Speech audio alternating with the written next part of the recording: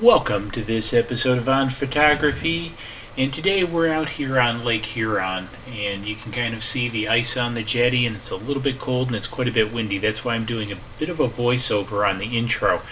So what we have out here today is the E on a tripod with the kit lens, and what we're going to be doing is shooting some 4K video of the Hollyhock, which is a Coast Guard buoy tender about a quarter mile out there, as you can see on the hat cam. So one of the things I want to test is the performance of the E in cold weather. It's about 20 degrees, maybe 19, 20 degrees out there. And also, the Hollyhock is a good quarter mile offshore. So I'm just going to use the kit lens and shoot some video and see what kind of quality we get out of it and share that with you guys. Now, I shot about 20 minutes of video, so I'm going to compress that down. So it's not going to be the whole time. So once we're done too, we'll kind of meet back here and just kind of summarize things. So let's jump into the time lapse.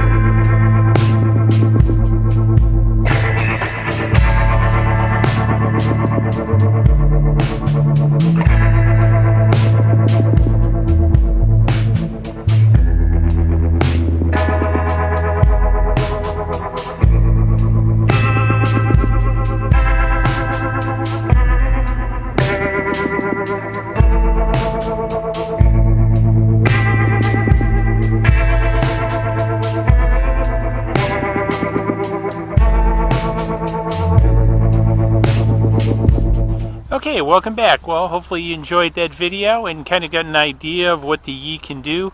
And so far I've been very happy with this camera. I've also shot some images, stills with the ship in the background and this ice-covered jetty out here in front of me. So captured some of that, and maybe I'll do a little bit of an overlay. But anyways, hopefully you enjoyed this. I used ISO 200 on this and 4K resolution. and probably cleaned it up a little bit in post by the time you've seen it. But anyways, this is what this camera can do.